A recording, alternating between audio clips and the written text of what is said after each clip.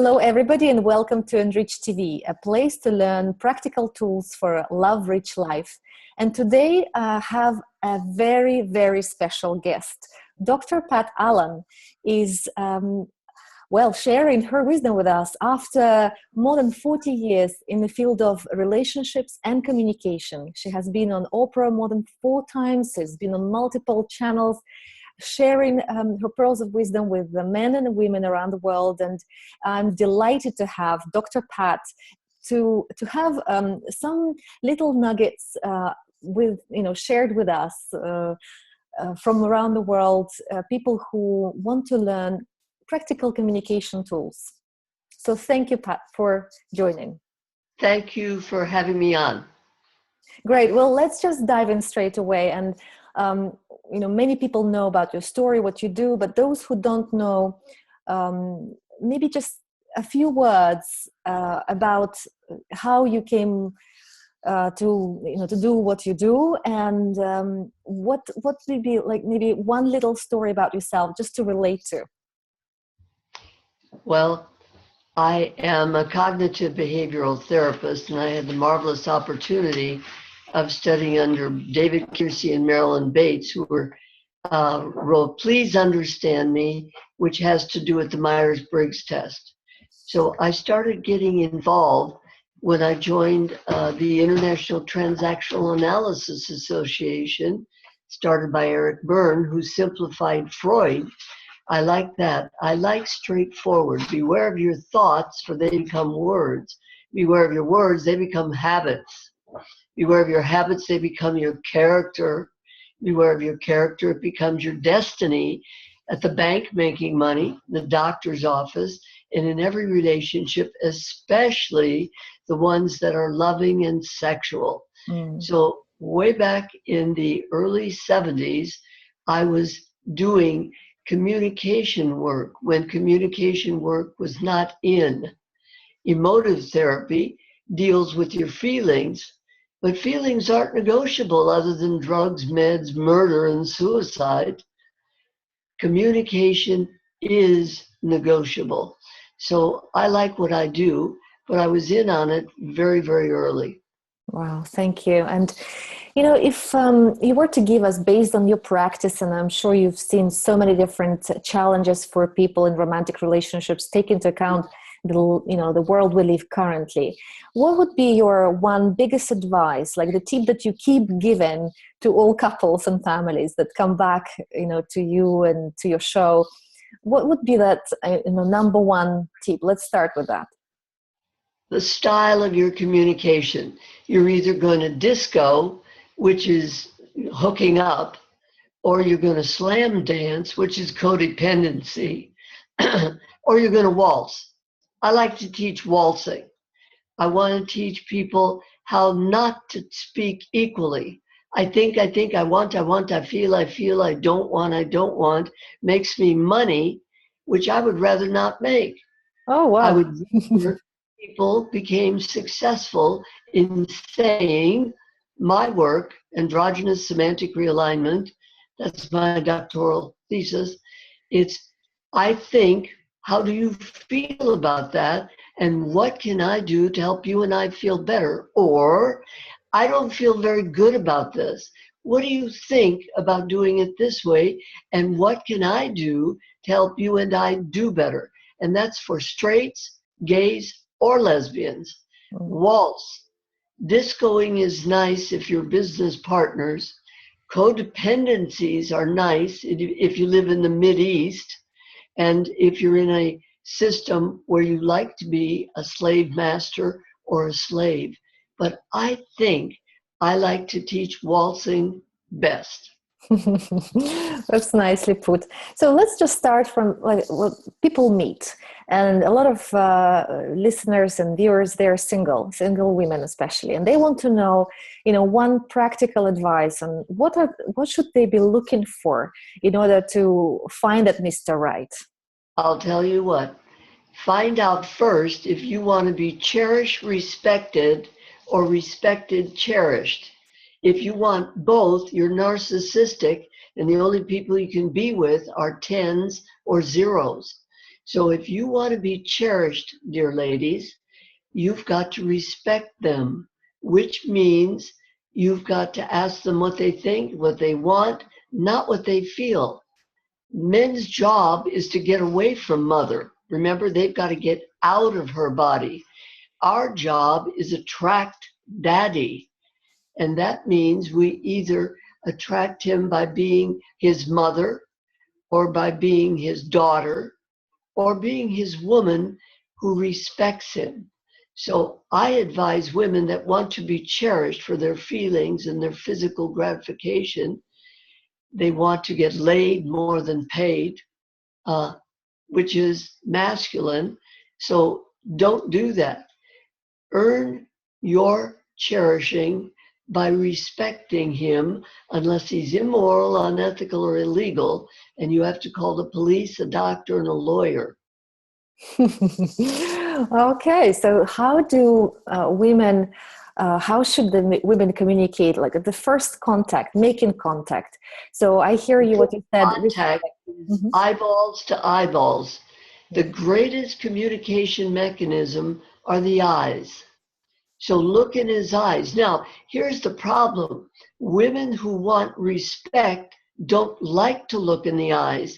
They feel too vulnerable. That's their mistake.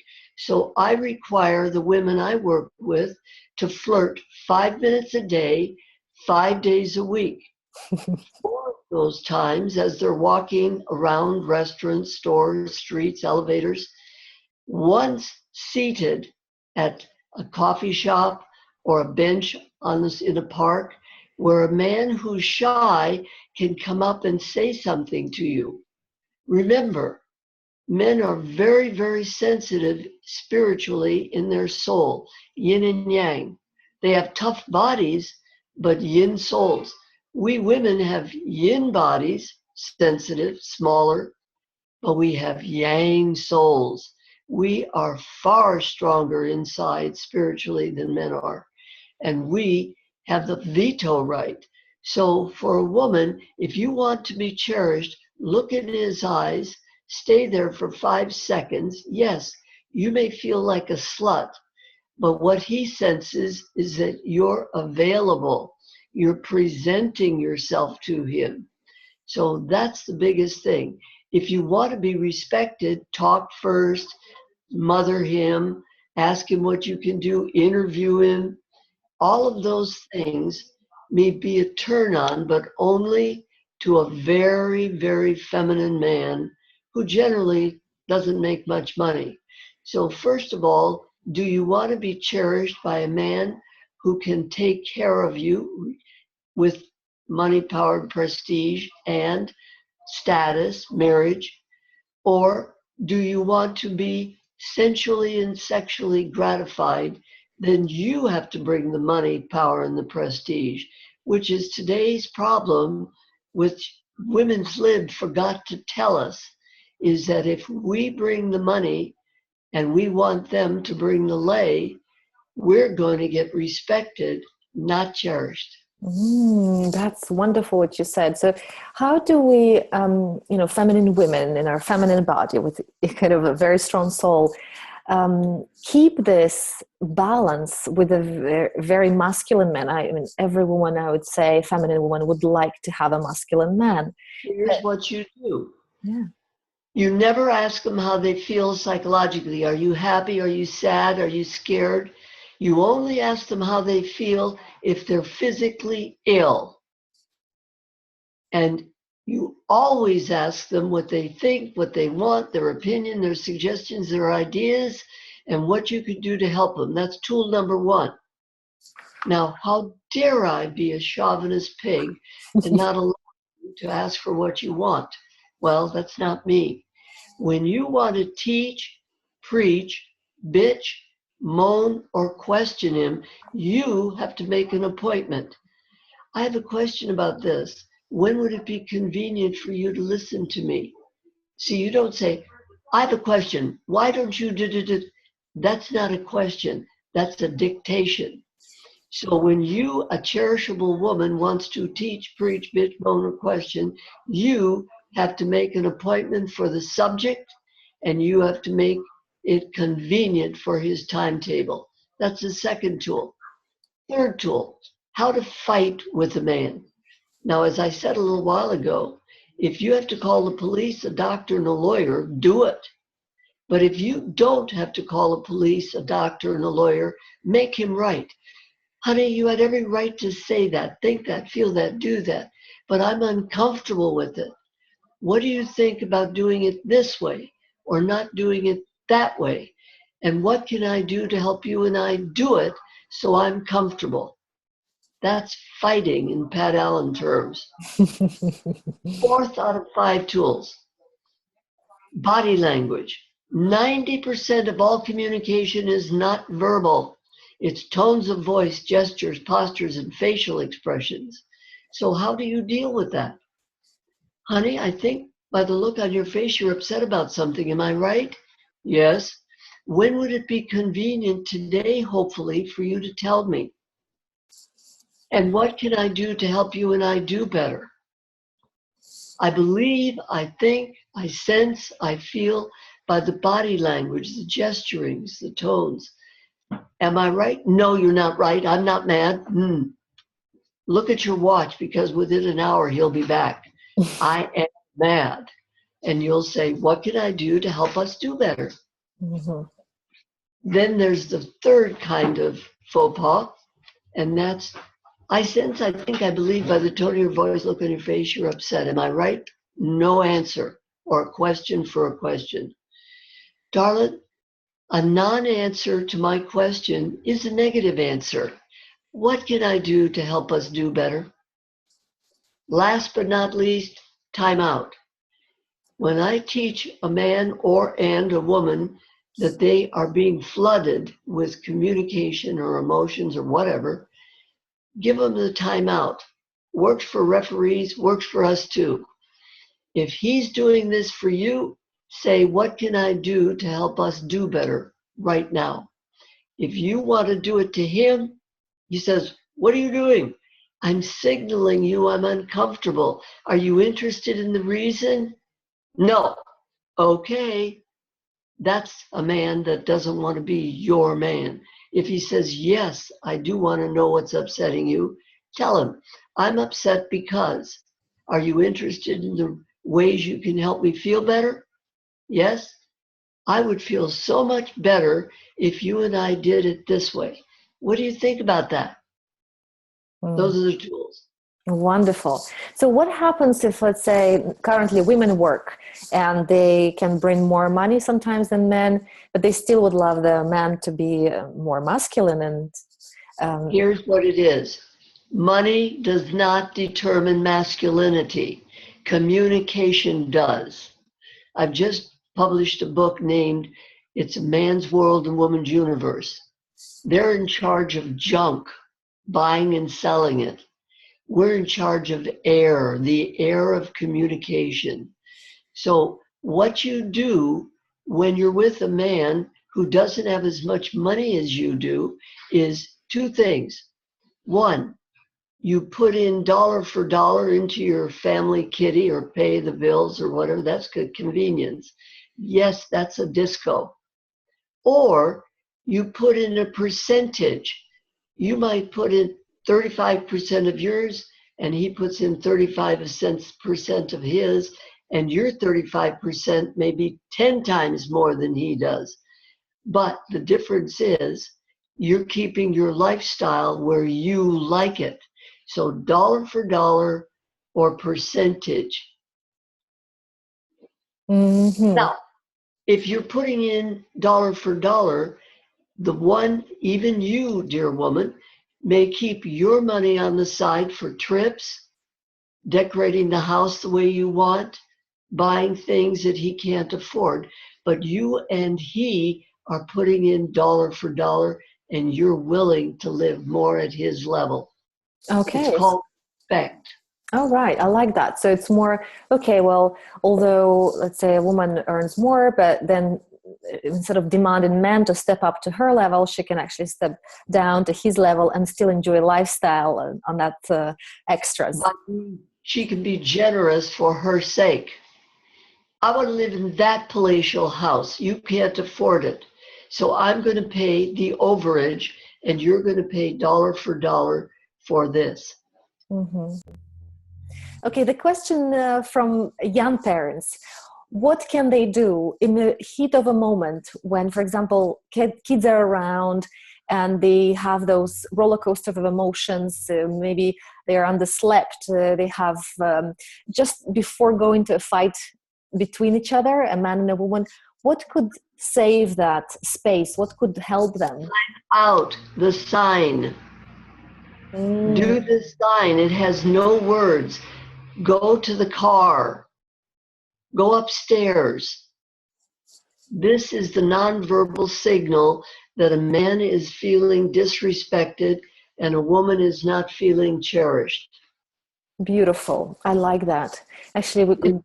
It is wonderful. And what's nice is that kids see referees do it. They see that it is a universal signal that something significant, often painful, has happened, like a foul. Interesting. So, what happens if a man is more feminine than a woman? Nothing's wrong. I have no problem with feminine men. They're great artists, they're great politicians, they're great musicians. They live off their feminine. When a man creates, he creates off his feminine. When a woman creates, she creates off her masculine. You and I are in our masculine right now. But I don't talk like this when I'm with my boyfriend. My husband died in 2003. I have a boyfriend. Oh, But he's wow. not a boy. He's a man. And I better not talk like a man or I'm going to be an 82-year-old spinster. That's fantastic. So, what keeps your relationship alive? That I know my stuff, that I use it. And he said to me yesterday, he was a therapist. I'm a cougar now. I'm 82 and he's only 65. Because you know why? Since 2020 till 03, I buried 3 men. I had a man for 7 years after my husband died. I buried him, then a 5-year one. And I said, that's it.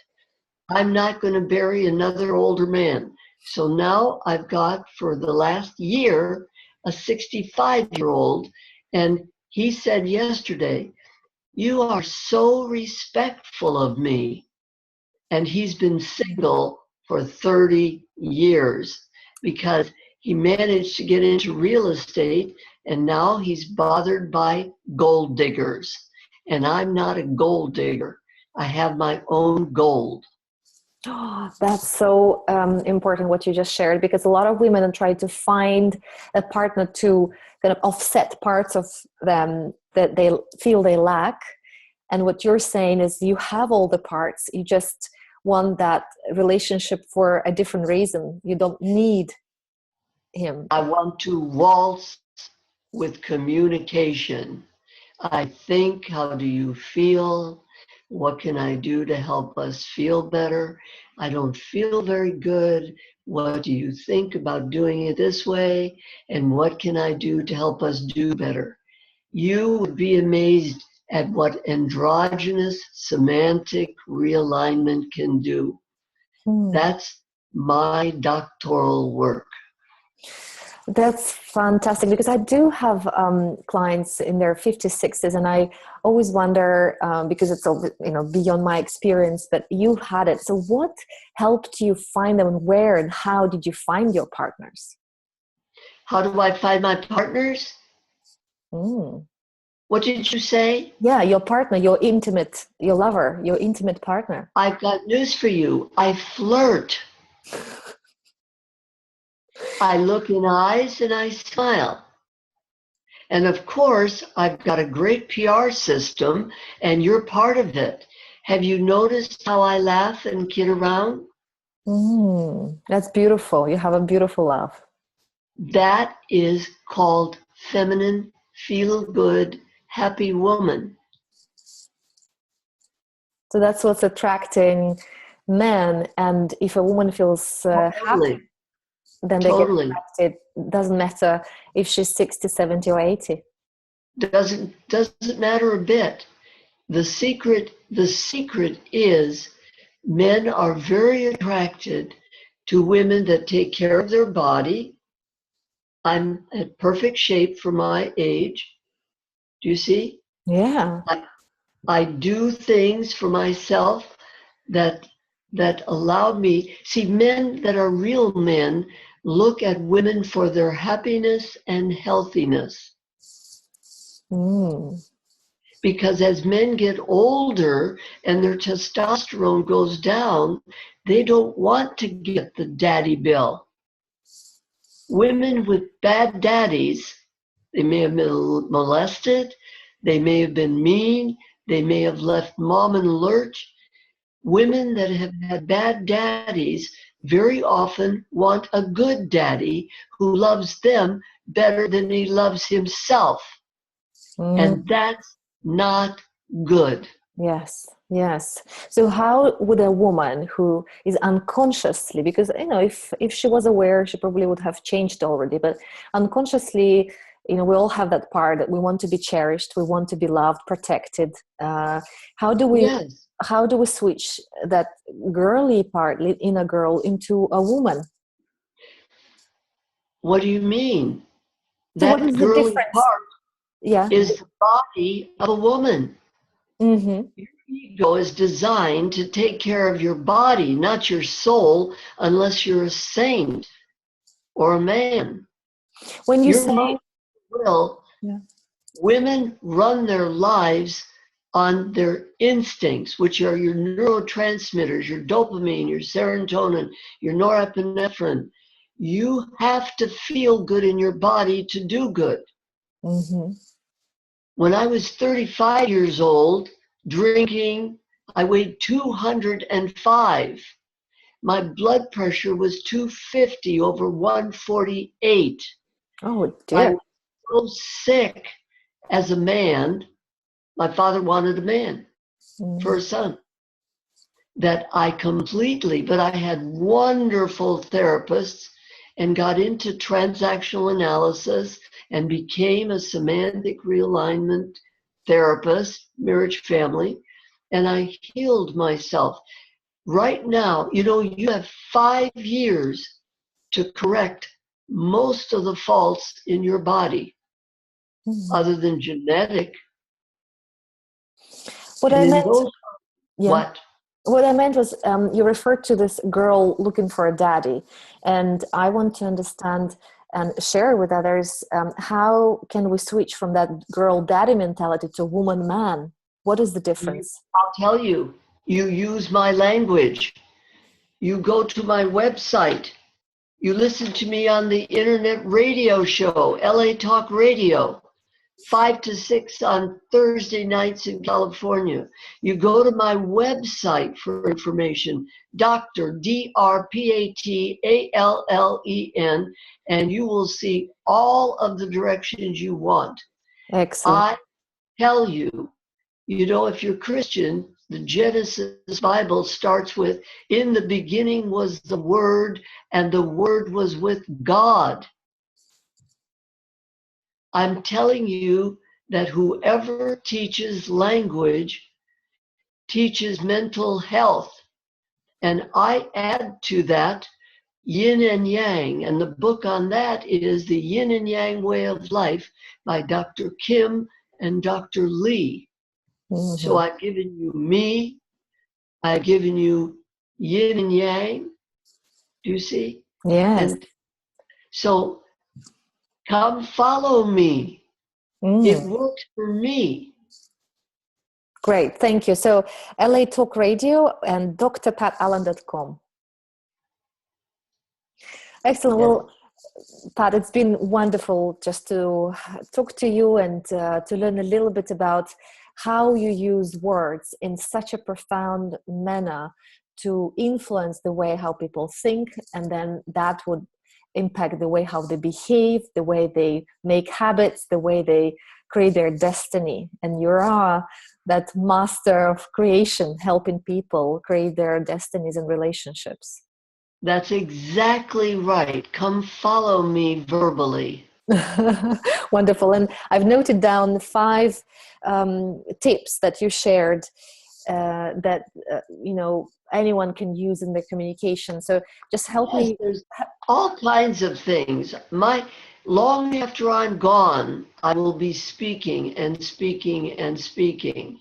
Yes, beautiful. So what I took out, so the first, which was the last point you mentioned, there was the timeout, is the importance of a break for a man as well as for a woman. Just when these kind of emotions build up, have that pause. Yes, because it doesn't require words. It's only a symbol. Yes. Time out. Then you shared about the body language. So a woman would intuitively pick up something that's in the face or in the body and say, hey honey, I see from your face that you may be sad. What's going on? Or I look like you're tense. Is it something you would like to share? They also, not what's going on.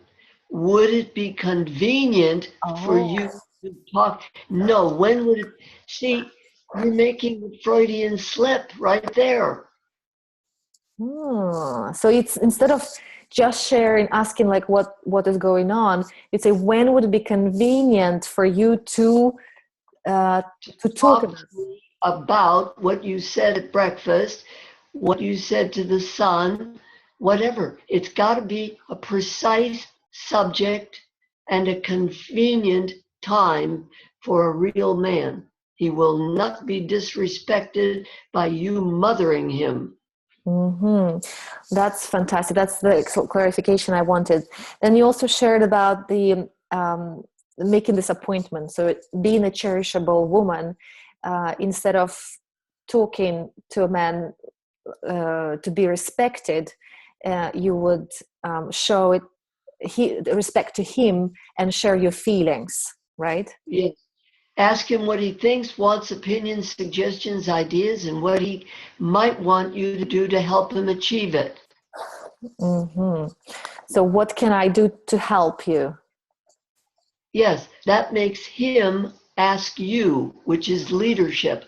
Remember, a couple are either a pilot and a co-pilot, or they're 2 pilots. That's convenient.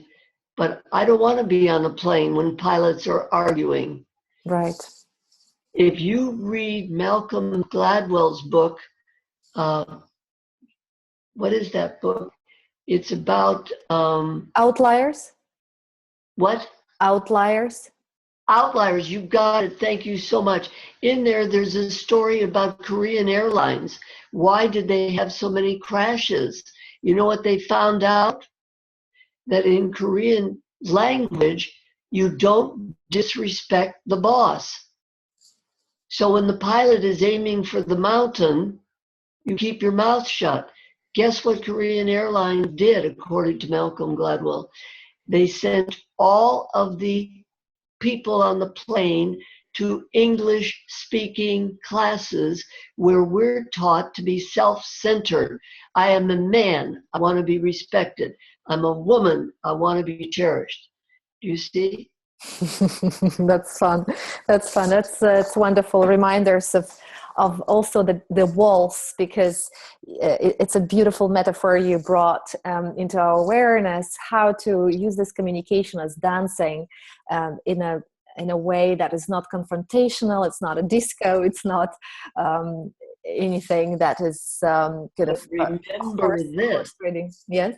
Ginger Rogers did everything Fred Astaire did backwards, high heels, and a long dress. A lot of women don't want the responsibility of being women. They want the freedom to be a leadership man, but 2 leaders can disco, they can hook up, but they rarely marry well.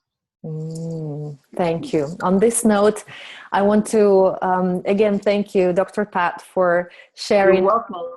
All these beautiful tips and recommendations, and keep doing this wonderful work in this world. And we'll catch up with you on LA Talk Radio and drpatallen.com. I'll put the links below the video. So check Dr. Pat. If you're not aware of her, you must know that she's got so much to share in her beautiful books, and quite a controversial, which I like, and maybe not totally politically correct, but indeed they talk to the truth, and we do have similarities, but a lot of differences between female and male energy. So thank you, Dr. Pat. Have a great rest of the day.